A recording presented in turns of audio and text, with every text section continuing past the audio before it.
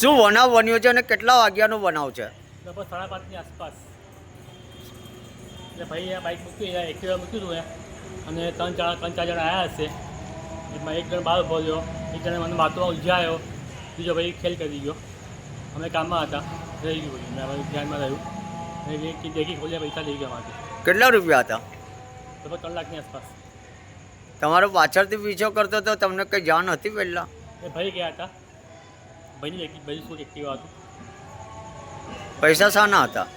હે, પૈસા શાના હતા ડીકીમાં? પૈસા બેંકમાં જ લાવ્યો હતો સવારે, ને પેલા ભાઈના હતા.